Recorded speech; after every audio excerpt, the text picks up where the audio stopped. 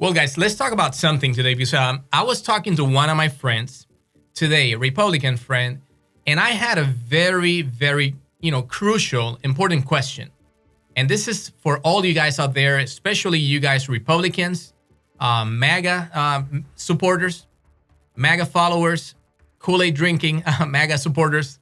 Let me ask you this. You know that Elena Cardone, Grant Cardone, Elena Cardone, his wife, she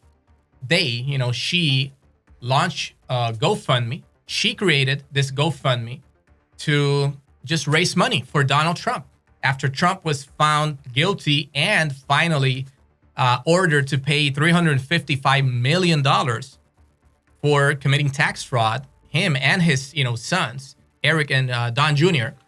So Elena Cardone, she just found this to be outrageous. This was this super, unbearable, unacceptable attack on property owners. Like if all property owners were hiding, their real earnings, having two sets of books, in their businesses, inflating their property values, like exaggerated in an exaggerated manner. But anyway, let's set all of that aside. I have a question. She set up a GoFundMe. It's been 6 days, okay? 6 days. And in these 6 days, they have raised literally just $1 million. Anyway, setting all of that aside, they have established this GoFundMe to literally save Donald Trump. So this is the Save a Sexual Abuser and Tax Evading Cheater Corrupt Ex-President GoFundMe. That's how I call it. Save the Sexual Abuser and Tax Evading Cheating GoFundMe. So my question to my friend was this. Why are not the rich donating to this fund? Have you seen a single tweet of Elon Musk saying, hey, Donald, you're my friend, pal. You may not be on my platform. You want to stay on your Truth Social thing, but I'm going to donate $20 million because I'm, the richest man in the world, right? And you're my friend, and this is unfair. This is definitely an abuse of power. This is political. This is a witch hunt. So I'm donating 20 millions. Have you seen Elon doing that? Have you seen Grant Cardone, Elena Cardone, the Cardones themselves saying, hey, I'm going to donate. We are going to donate $1 million, $2 million, $5 million. No, they're asking you to donate. They're asking everyday, hardworking Americans, poor people, middle-class people. They're scamming them out of their money. But you don't see rich friends. If you go to the GoFundMe page right now and you pull the list of all the recent donations, all those donations, what you see is $20, $50, $100, $200. The highest I've seen so far is a $10,000 donation. And it's here and there. It's like 18,000 donations. First of all, there's been a massive failure. If you're, convocating, if you're like calling all Americans who are outraged because of the abuse of power, it's 339 million Americans. That's the population as of 2024. 339 million Americans. And you have Elena and Grant Cardone going around, the media. She's on a media tour. They're posting on Twitter. They're literally whining like little babies every single day, asking people to donate. And still, only 18,000 people have donated.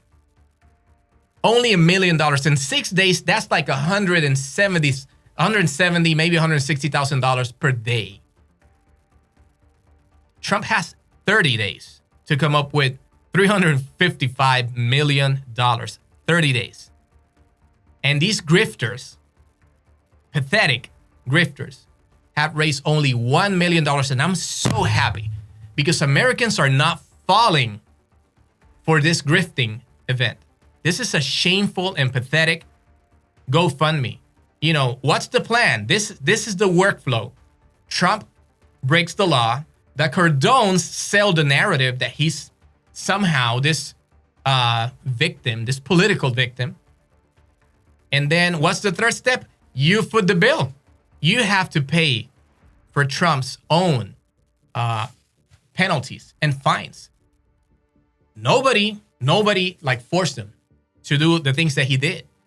Nobody forced him to have 2 sets of books at the Trump organization, which, by the way, they've been crying, oh, one judge, how is it possible that just one judge can make such a decision? Because that one judge had the prior case of the Trump organization.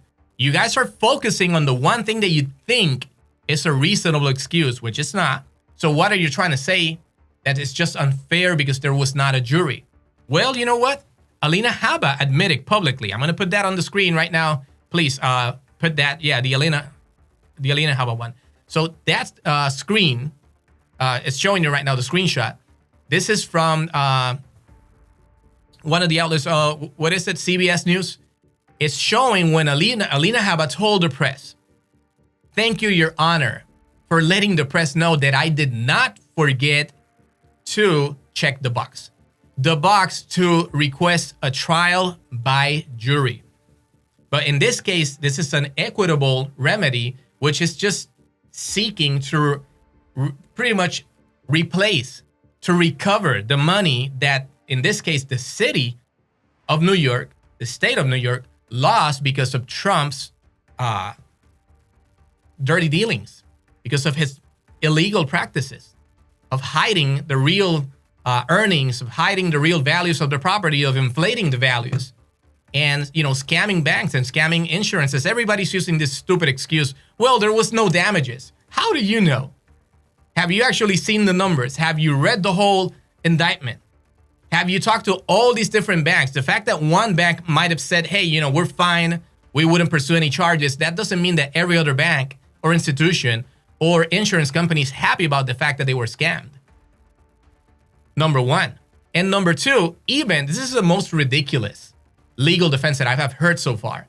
Imagine yourself going to the court and telling a judge, you know what, judge, yes, the police pulled me over. Yes, I was doing 150 miles per hour. But you know what? I didn't crash. I didn't have a, you know, like an accident. I didn't, you know, cause any problem. So there's no damage. So there shouldn't be any crime. Unfortunately, it doesn't work like that.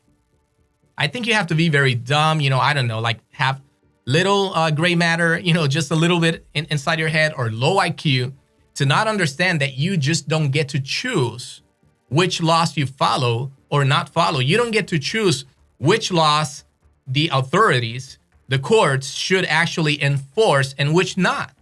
And it's so convenient that when it's in your favor or in favor of your political candidate, all of a sudden, some of the laws don't matter. Ain't that ironic? The party of the Constitution, the party of law and order, all of a sudden is saying that a bunch of laws don't matter because these are statutes that are never enforced. So who cares? There's no damage. Who cares? I asked my friend the other day, a Republican friend, what would you do if you get home after work, late at night, it's midnight, and you find a guy inside your house? And you have your wife is sleeping, your kids are sleeping, and this guy is standing in the middle of your living room. And now you want to call the police, you want to shoot him, you don't want to beat this guy. What the are you doing in my house, right? But then the police comes and says, you know what? Since he didn't steal anything, he actually didn't even wake up your wife, he didn't attack your kids, we're not pursuing any charges. The courts are not going to do anything because there's no damage. You see how stupid this is? Are you guys willing, Republicans, to establish, to like uphold this same standard of like no damage defense across the board? For real? It's the stupidest and dumbest legal defense theory that I have heard probably my entire life. It makes no sense. You don't get to choose to cherry pick what laws matter and what laws don't. Okay, that for one. So that no damage thing, it doesn't matter. The laws state one thing, you have to follow the law.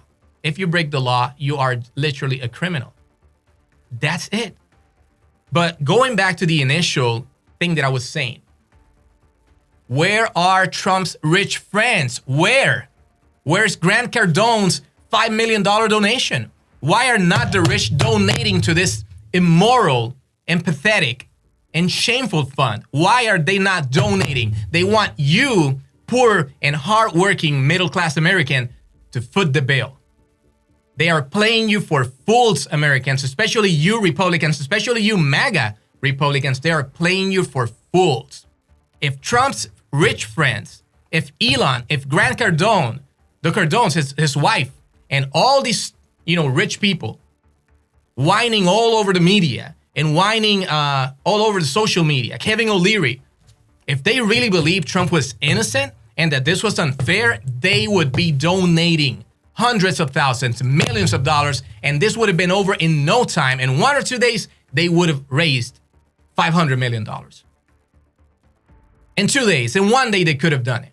Because that's nothing. To these billionaires, that's nothing. But they want you to pay. They want you to foot the bill. This is how it works, guys. And I actually hear like Brian Tyler Cohen, whenever he's doing his podcast, actually go and follow his channel on YouTube, Brian Tyler Cohen, and also in Spanish, Brian Tyler Cohen Español. He's always saying, don't take Republicans' word. Watch what they do. Look at their actions, because that's what they really feel. And we know it, because when it came to the Fox News defamation case, what did we learn? That in front of the cameras, Tucker Carlson, Hannity, what were they saying? They were defending Trump. They were downplaying the insurrection. They were trying to pretend nothing happened. They were saying that all these rioters, that they were literally just tourists, just patriots, just protesting in a very peaceful way. That was almost a church service. It was just almost a church service. They had Bibles. They were singing, hymns. It was so beautiful and peaceful, right? That's pathetic. That's what they wanted you to believe. But behind the scenes, as soon as the cameras were turned off, what were they doing? They were talking shit left and right about Trump, about how he was bringing them down, about how they couldn't stand them. Tucker Carlson was saying, I hate him with a passion. But he was playing you for a fool because you guys believe everything they say, but you don't take a look. You don't take a good look at everything they do. So in this case, what I'm saying, and this is how I'm going to wrap it up, follow the money. Follow the money. Don't follow their messages. Don't follow their social media posts. Follow the stupid GoFundMe account and let me know whenever you see Elon Musk donating millions and Grant Cardone donating millions and Kevin O'Leary donating millions and Trump's millions of rich friends because, he has so many rich friends all over the world, everybody. He's friends with everybody that's powerful, that is successful. He has so many talented people around him, right? Everybody wants to be his friend, but nobody within his rich friends is donating. So open your eyes, Republicans. Open your eyes, MAGA Republicans, because Donald Trump, Grant Cardone, and all these rich fools are playing you for a fool. They're laughing at you. They're taking your money. They're grifting, and they're laughing at you. Because they don't put their money where their mouth is. So if they don't care about saving Trump, donating the money that they have, Grant Cardone is worth supposedly, check, Google. He's supposedly worth $600 million. And he has a business managing $1 billion fund. So where are Grant Cardone's millions trying to save Trump? So if they're not willing to save Trump, if they're not thinking that their money is worth saving Trump, why should you save Trump? If they're not willing to donate to save him, why should you? I'm going to wrap it up. My name is Daniel Aranzamendi. This is the AranzamendiPodcast. Follow me on Twitter. Follow me on YouTube. Subscribe to the channel. I'm on TikTok too. I'm going to keep, doing more shows, more podcasts. We have to raise our voices.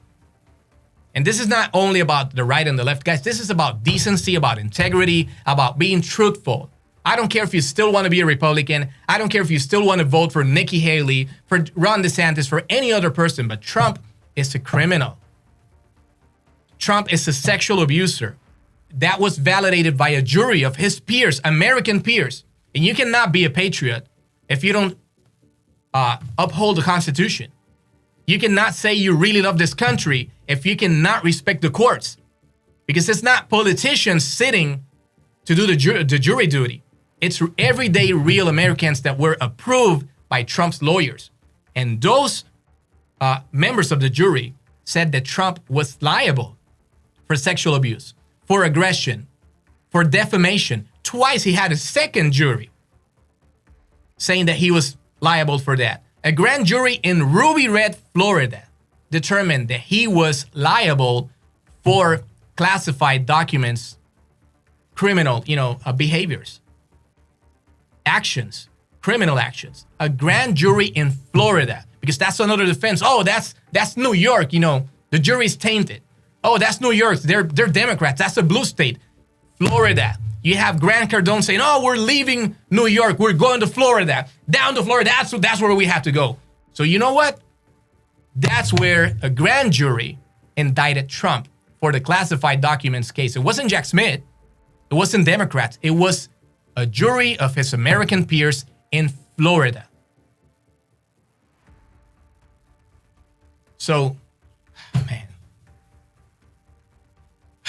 I really get all worked up because it's sad.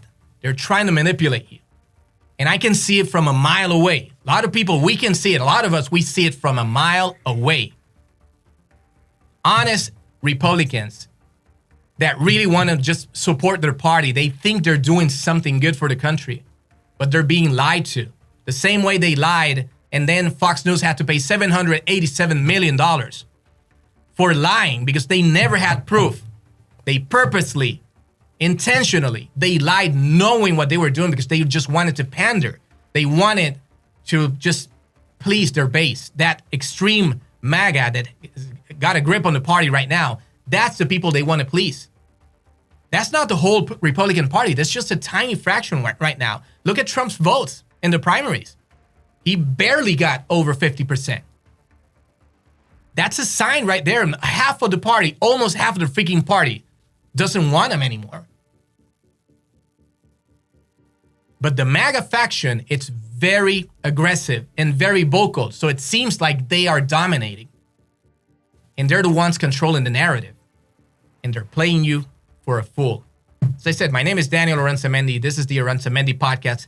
Stay tuned for more because I'm going to come back with new episodes very soon. See you next time.